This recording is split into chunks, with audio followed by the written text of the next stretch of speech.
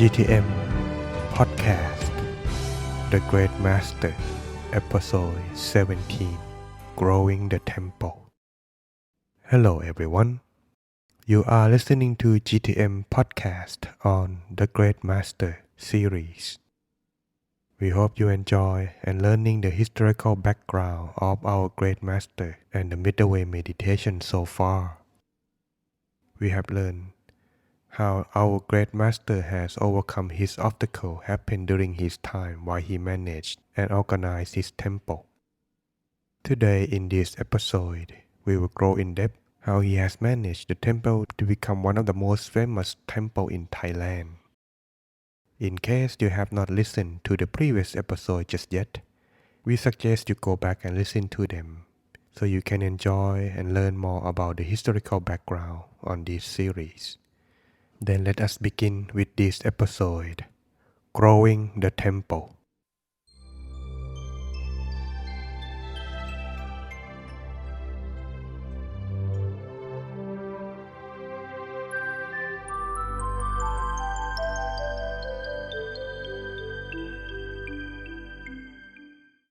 Under the leadership of Luang Pu, Wat Paknam grew from desolate, disheveled, disorderly temple to becoming one of the most well-organized, well-disciplined, well-respected temples in Thailand. The number of monks and novices in the temple grew from the original 13 to 1,000, then the largest number in Thailand. It also produced the greatest number of Buddhist scholars and meditation masters in the country. Luang Pu always valued the importance of education. He said, "Education can change the life of a person for the better. One who is well educated has access to better things in life than one who is not. One who possesses knowledge possesses the king's treasure, never to run out." Training for monks, novices, laymen, and laywomen were conducted by Luang Pu every evening. He trained monks to deliver sermons and teach meditation. Proper monastic conduct in the temple started to become the norm. The radiance of goodness was everywhere, but all was not well at the temple. There were no schools near Wat Paknam during those days. Children of families who lived around the temple had no place to go for their education, unless they were willing to travel far away. Because the formal education was not yet made mandatory in Thailand, coupled with the lack of practical means of transportation, parents of these children did not send their children to school. As a result, these children spent most of their time doing nothing or simply making trouble.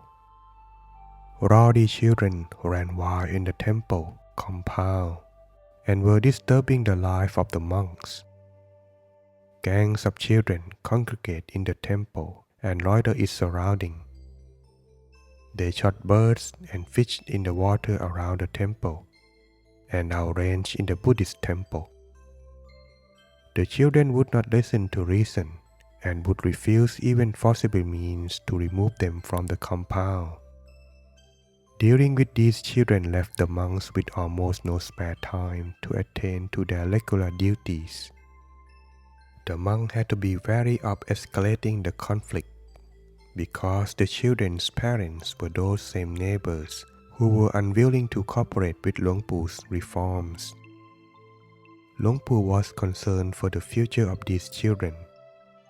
He said, "These uneducated children are littering up the country and wrecking this temple in their spare time. If I don't help them, they will grow up become hooligans." The way to help them was to give them education. Luang Pu decided. He set up a private school free of charge to the public and garnered enough financial support to hire teachers. Initially, 10 families signed up for their children.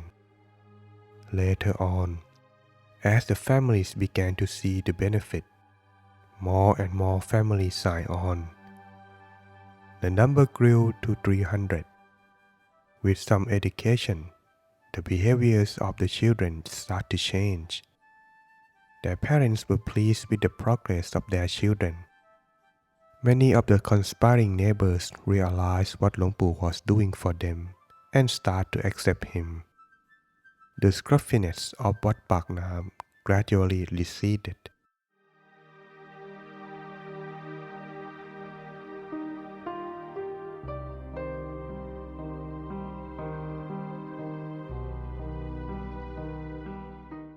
Becoming centers for education.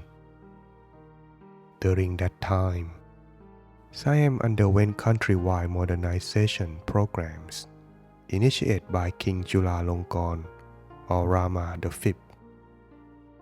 Immense government and social reforms were instituted. Education up to primary level was made mandatory. Government-sponsored primary educational programs throughout the kingdom were implemented. Because the policy of the Ministry of Public Instruction was underfinanced and slow to implement, the government utilized the monasteries throughout the kingdom as places to jumpstart the school program and for the introduction of new texts and teaching techniques. When the abbot of neighboring Wat Kunjan passed away, Luang Pu was designated acting abbot. That temple also had a school, and Luang Pu gradually moved his teaching activities there. Later, when the government was able to organize more schools to handle the load, Luang Pu handed over his operation to the government. In Wat Paknam, he developed the own primary school to be used for teaching Pali and Dhamma for the temple's monks and novices. Previously, the monks of Wat Paknam who studied Pali had to travel to other temples such as Wat Anong, Wat Kalyanamit, Wat Prayurawong, Wat Mahathat, and Wat Prachetupon to receive their education.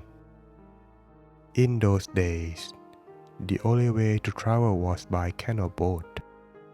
Thonburi, for instance, had no roads. The main bridge that crossed between Bangkok and Thonburi had not yet been built. Those studying had to face the same sort of hardships that Luang Pu himself had faced in his early years. Luang Pu made sure every monk and novice studied the scripture so they could conduct their monastic lifestyle the right way and have the knowledge to teach others. Scriptural study and meditational study went hand in hand. Luang Pu said, "Scriptural study is a balm, meditation is a pill." Whoever had special aptitude for the study of Pali emphasized academic study.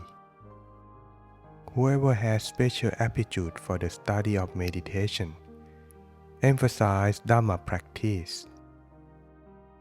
If anyone lacked either the aptitude to study or meditate, there was always the choice of helping the administration of the temple. Everyone had to be active. No one was allowed to sit idle. The temple was soon established as a seat of learning. It occupied a newly built 3-story edifice, 59 meters long and 11 meters wide, and cost about 2.6 million baht, a great sum of money at that time. The Pali Institute was on the lower 2 floors. The top floor was for meditation teaching to the public. The building was eventually used by 1,000 monks and novices.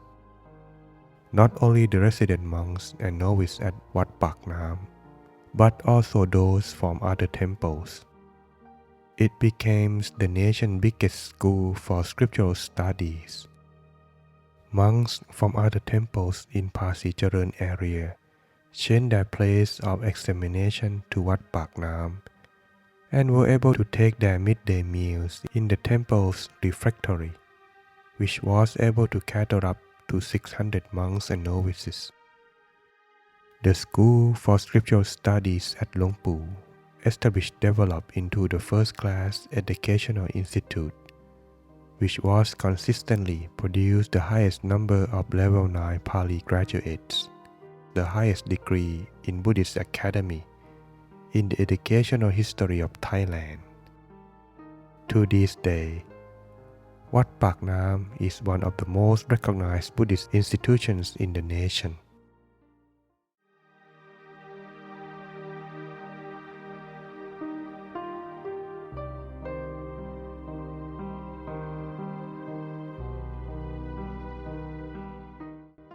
Housing for monks, novices, and nuns. During those days, accommodation for monks was very limited. Newly arrived monks had to take responsibility for building their own kutis. As the number of monks increased, the sort of shanty town grew up in every available empty space in the temple. The monks knew that without accommodations, Luang Pu would not allow them to stay. So they took whatever building material, including scraps of wood from broken coffins, discarded by the neighboring undertakers, and built macabre kutis, looking more like rabbit's hutch or birdhouse than accommodation fit for a monk. The huts were built on a slit over stagnant, putrid water. None of the huts had even so much as a bench or a chair. Most monks had nothing more than a thermos container of drinking water. Luang Pu proceeded to construct several permanent buildings to accommodate the increasing number of monks, novices, and nuns, using facility available at that time. The housing facility that he built were able to accommodate as many as 600 monks, novices, and nuns. Luang Pu created a segregated fenced area in the temple for nuns. Each dormitory was occupied by many nuns. No nun was allowed to sleep alone. Luang Pu prohibited contact between monks and nuns without his permission. If a visit between the opposite parties was necessary, a third person must be present.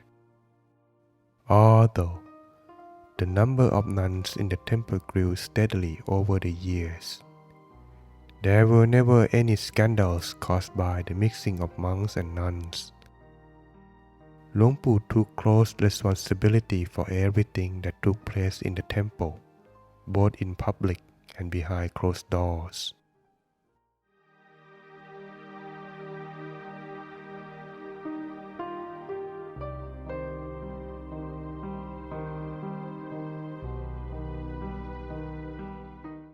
Feeding 1,000 mouths.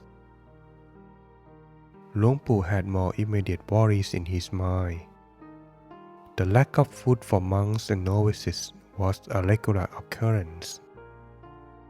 He himself has personally encountered hunger during his early days at Wat Paknam.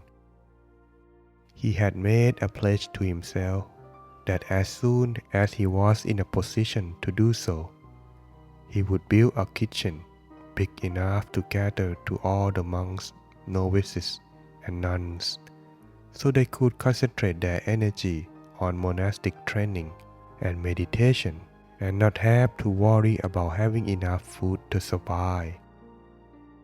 Through the growing support of his benefactors, over time, he finally was able to fulfill his aspiration. A refectory large enough to cater to 1,000 strong community of monks, novices, nuns, and lay people was finally built, the first of its kind in Thailand. In addition, With the help of a capable monk, he devised a water delivery system to deliver clean drinking water from artesian well to the temple. With this in place, the temple always had plenty of drinking water. The nuns were assigned to run the kitchen. In the beginning, rice has to be shipped from his family farm to Song Pinong. Later, help came from local lay folk, and this tradition continues down to the present day. Luang Pu took upon himself the responsibility to provide for all the monks and novices in the temple. He began this effort in 1918 and continued to do so for another 41 years. By the time of his death, the number of monks, novices, nuns, and lay people that he managed to feed daily grew to 1,200. Many call him the miracle monk for what he was able to achieve.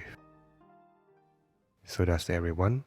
This is how our great master has developed his temple from small into one of the greatest temples in Thailand. We will continue again in the next episode of management style. What kind of style our great master managed that gained the favor for many lay people, monks and novices and nuns that become attracted to them and come to help him as his temple grow. Let's find that out in the next episode. Don't forget to subscribe, like and share to continue support and learning from our program. Until then, next time.